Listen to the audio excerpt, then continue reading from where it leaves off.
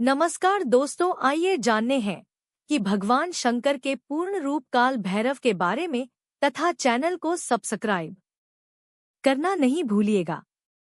एक बार सुमेरु पर्वत पर बैठे हुए ब्रह्मा जी के पास जाकर देवताओं ने उनसे अविनाशी तत्व बताने का अनुरोध किया। शिवजी की माया से मोहित ब्रह्मा जी उस तत्व को न जानते हुए भी इस प्रकार कहने लगे, मैं ही इस संसार को उत्पन्न करने वाला स्वयंभू अजन्मा एकमात्र ईश्वर अनादि भक्ति ब्रह्मा घोर निरंजन आत्मा हूँ।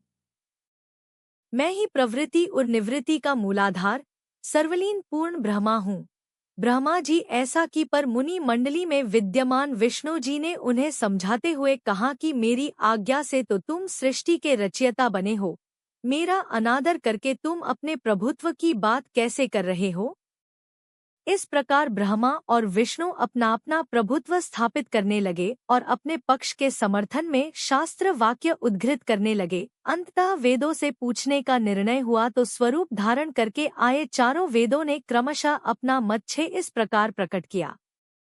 ऋग्वेद, जिसके भीतर समस्त भूत निहित है तथा जिससे सब कुछ प्रवत्त होता है और जिसे परमात्मा कहा जाता है, वह एक रुद्र रूप ही है।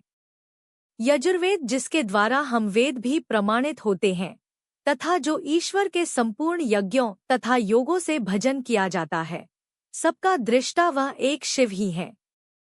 सामवेद, जो समस्त संसारी जनों को भरमाता है, जिसे योगी जन ढूंढते हैं और जिसकी भांति से सारा संसार प्रकाशित होता है, वे एक त्र्यंबक शिवजी ही है। अथर्ववेद, जिसकी भक्ति से साक्षात्कार होता है और जो सब या सुख दुहक अतीत अनादि ब्रह्म है, वे केवल एक शंकर जी ही हैं। विष्णु ने वेदों के इस कथन को प्रताप बताते हुए नित्य शिवा से रमण करने वाले दिगंबर पीतवर्ण धूली धूसरित प्रेमनाथ कुवेटाधारी सर्वावेष्टित वृपनवाही निहसंग शिवजी को पर ब्रह्म मानने से इनकार कर दिया। ब्रह्मा विष्णु विवाद को सुनकर ओंकार ने शिवजी की ज्योति नित्य और सनातन परब्रह्म बताया, परंतु फिर भी शिव माया से मोहित ब्रह्मा विष्णु की बुद्धि नहीं बदली। उस समय उन दोनों के मध्य आदि अंत रहित एक ऐसी विशाल ज्योति प्रकट हुई कि उससे ब्रह्मा का पंचम सिर जलने लगा। इतने में त्रिशूलधारी नीलोहित शिव वहां प्रकट हुए तो अज्ञानतावश ब्रह्मा उन्हें अपना पुत्र समझकर अपनी शरण में आने को कहने लगे। ब्रह्मा की संपूर्ण बातें सुनकर शिवजी अत्यंत क्रुद्ध हुए और उन्होंने तत्काल भैरव को प्रकट कर उससे ब्रह्मा पर शासन करने का आदेश दिया। आज्ञा का पालन करते हुए भैरव ने अपनी बाईं उंगली के नखाग्र से ब्रह्मा जी का पंचम सिर काट डाला। भयभीत ब्रह्मा शतरुद्री का पाठ करते हुए शिवजी के शरण हुए। ब्रह्मा और विष्णु दोनों को सत्य की प्रतीति हो गई और वे दोनों शिवजी की महिमा का गान करने लगे। यह देखकर शिवजी शांत हुए और उन दोनों को अभयदान दिया।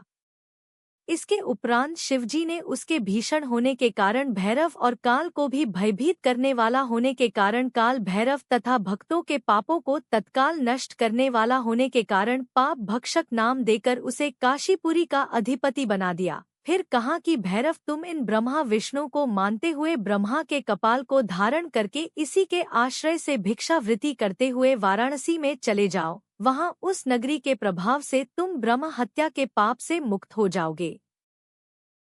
शिवजी की आज्ञा से भैरव जी हाथ में कपाल लेकर ज्यों ही काशी की ओर चले, ब्रह्म हत्या उनके पीछे पीछे हो चली। विष्णु जी ने उनकी स्तुति करते हुए उनसे अपने को उनकी माया से मोहित न होने का वरदान मांगा। विष्णु जी ने ब्रह्म हत्या के भैरव जी के पीछा करने की माया पूछना चाही तो ब्रह्म हत्या ने बताया कि वह तो अपने आप को पवित्र और मुक्त होने के लिए भैरव का अनुसरण कर रही है। भैरव जी ज्यों ही काशी पहुँचे त्यों ही उनके हाथ से चिमटा और कपाल छूटकर पृथ्वी पर गिर गया और तब से उस स्थान का नाम कपालमोचन तीर्थ पड़ गया। इस तीर्थ में जाकर सविधि पिंडदान और देव पितृतर्पण करने से मनुष्य ब्रह्म हत्या के पाप से निवृत्त हो जाता है।